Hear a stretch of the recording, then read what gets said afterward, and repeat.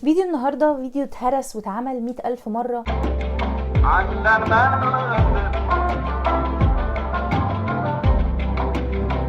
ومن العلم ما صباح الخير او مساء الخير على حسب بتتفرجوا عليا امتى.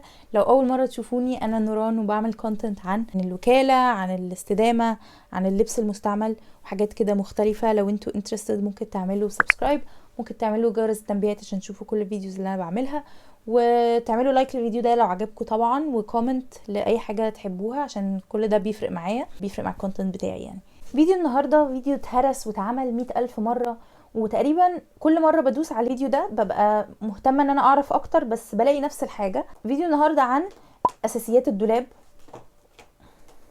جي بتخربش في السكراتشر اللي انا حطاها في الاوضه. فيديو النهارده عن اساسيات الدولاب، واي فيديو بفتحه بيبقى نفس الحاجات بالظبط بتاعت اساسيات الدولاب، اللي هي بنطلون جينز، تي شيرت ابيض، بليزر اسود، ليتل بلاك دريس، فستان اسود قصير، نفس الحاجات بالظبط. ورغم ان انا متفقه الى حد ما مع الفيديوهات دي، يعني تمام دي اساسيات في الدولاب ظريفه تقريبا هتليق على كل الناس، بس مش حاسه ان دي فن ولا بتبين الستايل بتاع الشخص صاحب الدولاب خالص. هفهمكم اكتر. يعني مثلا لما فكرت في اساسيات الدولاب بتاعتي انا شخصيا، انا وبين قوسين انا لقيت ان انا اساسيات الدولاب بتاعتي بتختلف عن اساسيات الدولاب بتاع حد تاني.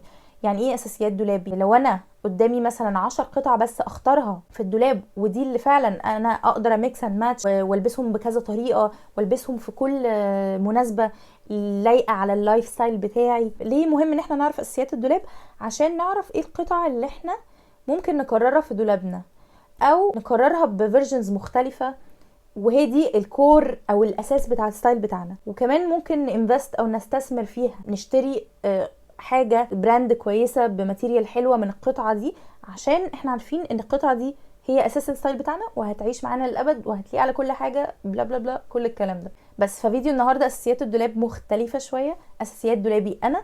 والفيديو ده انا متخيله ان انتوا ممكن تطلعوا منه بان انتوا تفهموا اكتر، تدعبسوا كده في دولابكم وتمسكوا ورقه وقلم وتكتبوا فعلا ايه اساسيات الدولاب بتاعتكم انتوا شخصيا، الحاجات فعلا اللي هتفهموا منها الستايل بتاعكم، او اللي هتمسكوا منها كده طرف الخيط اللي هو خلاص انا عرفت ده الستايل بتاعي. يلا بينا، كل ما اقول لكم ايه الاساسيات الدولاب بتاعي هتفهموا اكتر ايه قصدي. يعني كتبت في النوت بوك دي توبس، اوتر وير يعني الجواكت والحاجات دي، بوتومز، سكيرتس وفساتين، جزم وشنط وطرح. ليه انا بكرر كلمه لايف ستايل؟ لايف ستايل دي يعني انا كشخص بعمل ايه في حياتي ويخليني البس ايه. يعني في ناس كتير قوي منكم بتروح الجامعه، فده اللايف ستايل بتاعها. تروح الجيم، ناس مثلا بتشتغل في شغلانات كوربريت، بيبقوا لازم يلبسوا حاجات فورمال كده. يعني ده اللايف ستايل اللي هو اللي بيحدد شويه انا محتاجه ايه في لبسي، عشان دايما بحتاجه ودايما بلبسه. فتعالوا نبدا مثلا بالتوبس. برضو في متكرر في كل الفيديوهات دي قميص ابيض، بتفق معاهم 100%. عندي قمصان بيضه كتير باشكال واطوال وفيتس مختلفه، بحس ان هو بيليق على حاجات كتير قوي، وبحس ان هو ممكن يبقى دريست اب او داون، يعني ممكن يبقى فورمال او ممكن يبقى كاجوال. بس في ناس عامه مش بتحب القمصان، فاعتقد ممكن تستبدل الموضوع ده بمثلا كرونك ابيض. يعني مش لازم قميص اللي هو بزراير ده، انا بحبه جدا جدا، انا بحب القمصان عامه، بس في ناس ما بتحبش القمصان. بلوزه بيضه مثلا، حاسه دي برضو ممكن تبقى حاجه فيرساتايل، او يعني حاجه بتتلبس على حاجات كتير. فقميص ابيض باشكاله وانواعه. وتاني حاجه مهمه من فوق بعد القميص الابيض، قمصان ملونه. انا بما اني شخص قميصي جدا، بحب القمصان جدا جدا، فعندي في دولابي قمصان كتير قوي مختلفه الباترنز والالوان والملامس. ولو دورتوا في اي اوتفيت عندي هتلاقيوني لابسه قميص. فلو انا هختار مثلا، هختار قميص ابيض، واختار قميص مثلا واحد ملون، حاجه اللي هو قميص ابيض وبعدين كل حياتي هتبقى قميص ابيض. لا، عايزه حاجه ملونه برضه. بالنسبه لي من اساسيات الدولاب التيشيرتات البيضه النص كم. طبعا انا محجبه، بس بلبسهم دايما تحت الحاجات تيشيرت اوفر سايزد، او تيشيرت فيتد او ضيق شويه. يعني الفيتد بحب ادخله جوه البنطلونات والجيبات والحاجات دي عشان ما يكلكعش، وطبعا بلبس عليه حاجه طويله من فوق. التيشيرت الاوفر سايز بلبسه على الحاجات اللي انا ببقى عايزه تغطيه اكتر فيها او عايزه يبقى حاجه طويله عليها. وفي براند اسمها كوتن بول، البراند دي مصريه، دي اللي انا بجيب منها كل حاجتي البيزك اللي هي الساده خالص، سواء بكم وتوب برضو بكم. بالنسبه لي توب ساتان او شيفون من اساسيات الدولاب، بيساعد قوي قوي قوي ان انا البسه في المناسبات. ممكن البسه على بنطلون فورمال، ممكن البسه على جيبه، ممكن البسه تحت جامب سوت او تحت بليزر، ممكن البسه بطرق مختلفه كتير، في وايت، اسود، بيج، سيلفر، شامبين.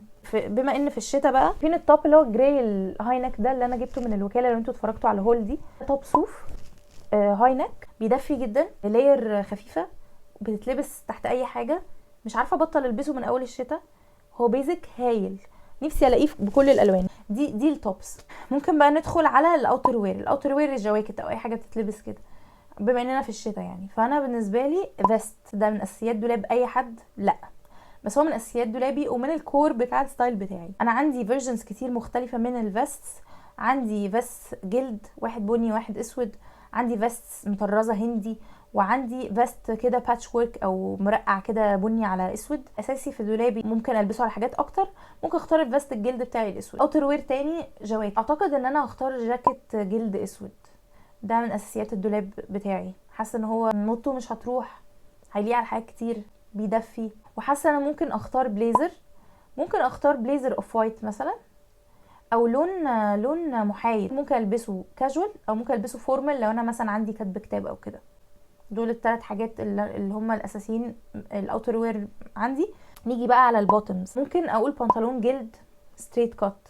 طبعا ده مش هيكون من اساسيات دولاب كل الناس، بس انا شخصيا حاسه ان دي حاجه اساسيه في دولابي ومش ممله زي الجينز. مش قصدي ان الجينز ممل، الجينز قشطه، ما الجينز بيتلبس في كل الاوقات يعني. بنطلون الجلد ممكن يبقى دريست اب او داون برضه، يعني ممكن البسه في كاتب كتاب، ممكن البسه مثلا بالليل في خروجه حلوه، ممكن البسه كاجوال عادي على هودي مثلا واسع او كده. فبنطلون الجلد فيرساتايل قوي. بنطلون جلد اسود بالنسبه لي صراحه ده من الاساسيات بتاعه الدولاب. بنطلون جين الكات بتاعته عجباكي. انا شخصيا اخدت حياتي كلها بدور على البيرفكت جينز، بيتلبس على كل حاجه، اللي مش موضه قوي وفي نفس الوقت مش اوتديتد، اللي هو ايه، انا عايزه البس جينز هختاره من الحاجات القليله اللي مش مستعمله في دولابي يعني. اشتريت جينز من محل ليفايس واشتريته رجالي عشان عجبني الكات بتاعته وعجبني الواش وعجبني الخامه بتاعته، ووديته عند حد ضيقت الوسط، والطول بتاعه كنت حاساه ممل، فرحت قصه من تحت وسبت الاندز بتاعته تبقى فريد كده.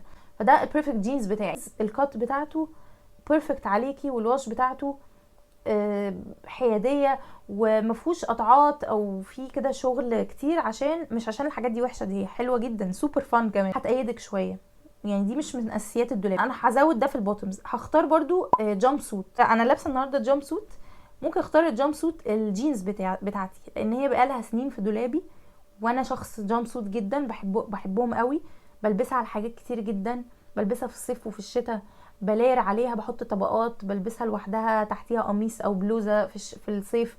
هي بجد بجد فيرساتايل او يعني متنوعه جدا بالنسبه لي برضو. يعني ممكن يكون ده مش حاجه انتي اساسيه في دولابك. بنطلون فورمال، بنطلون فورمال اي لون، اي لون يبقى بالنسبه لك. انا الصراحه مش بحب الاسود، فده بالنسبه لي مش اساسي.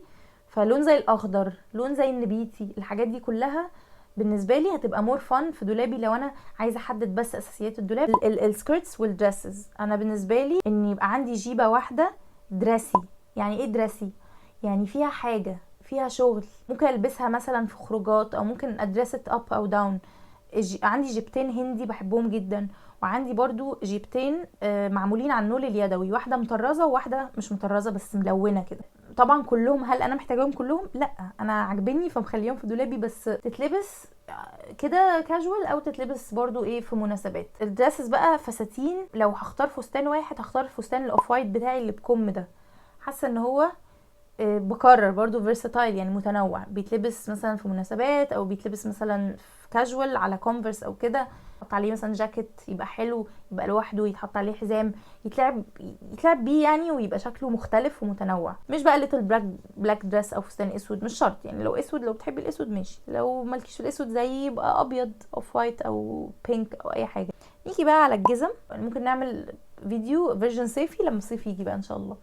الجزم كومبات بوتس سودا، دي حاجه بالنسبه لي انا اساسيه، بحس ان هي بتليق على كل حاجه ودايما بريتش اوت ليها او بمد ايدي وبلبسها. وبوتس برضو بني، كومبات بوتس بني، حاساها هتليق على الالوان الترابيه اللي انا بحبها في هدومي. سنيكرز، عشان مش عايزه ازعل حد لان معظم الناس عندها سنيكرز بيضه، انا عندي كونفرس بيضه، انا بحب الكونفرس اكتر من اللي هي الكوتشي اللي شكله طبيعي العادي ده.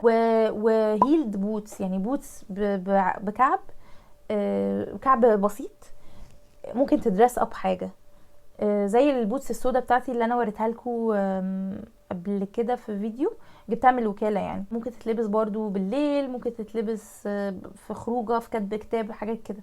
نيجي بقى على الشنط، برضو شنطه بني، شنطه سودا، توت باج، وباك باك. الشنطه البني والسودا يعني ممكن يبقوا اي شكل تحبيه، يعني انا بحب الشنط الماسنجر الكروس. الشنطه البني اللي عندي شنطه بتتلبس كده على الكتف، شولدر باج. توت باج يعني شنطه قماش، بحس ان هي سهله قوي قوي وكاجوال وشكلها لذيذ، وممكن لو شايله حاجات كتير قوي تساعدك في حاجه زي كده، لان الشنط التانية الصغيره مش بتشيل قوي. وباك باك، بحس انا عندي باك باك الزرقاء بتاعتي، طبعا الازرق الفاقع ده مش لون يليق على كل حاجه، بس انا بقترح مثلا باك باك بني. بس الباك باك اللي عندي دي برضو هخليها من اساسيات الدولاب، لان انا كده كده دولابي ملون. نيجي بقى في الطرح، بالنسبه لي طرحه اوف وايت دي مفروغ منها، اساسيه جدا جدا جدا. انا عايزه اجيب طرحه سودا الحقيقه، يعني محتاجه اجيب طرحه سودا، ما عنديش. متخيلين؟ اما طرحه بني برضو او نود او بيج. انا كحد اسمر بلاقي ان طرح البني يعني مؤخرا، بما ان البني كمان بقى موضه وكده، مش عارفه، بحس ان الطرحه البني لايقه على بشرتي اكتر من البيج او النود. يا رب يكون الفيديو ده عجبكم، كان مفيد بالنسبه لكم، وانا بينت لكم قد ايه ان اساسيات الدولاب بتختلف من شخص للتاني. صحيح في حاجات بجد بتليق على كل حاجه، بس عادي انا ممكن اكون في مرحله اللي هو انا مش بلبس، انا شخص مش بلبس بليزرز، ما بحبهمش مثلا، او انا شخص الجاكيت الجلد ده بالنسبه لي لا مش فامينين خالص، انا مثلا شخص فامينين اكتر، بحب مثلا جاكيتس تكون كيوت كده وشكلها. فانتوا ايفوا اساسيات الدولاب على الستايل بتاعكم، وخدوا كل حاجه من دول واشتروا الفيرجن بتاعكم المميز اللي لايق عليكم واللي هيعيش معاكم والكور بتاع الستايل بتاعكم، واستثمروا فيه واشتروه بخامه كويسه عشان يعيش معاكم، وعشان ما تحسوش دايما ان انتوا مفيش حاجه في دولابكم تتلبس. اشوفكم يوم في فيديو تاني، وباي باي.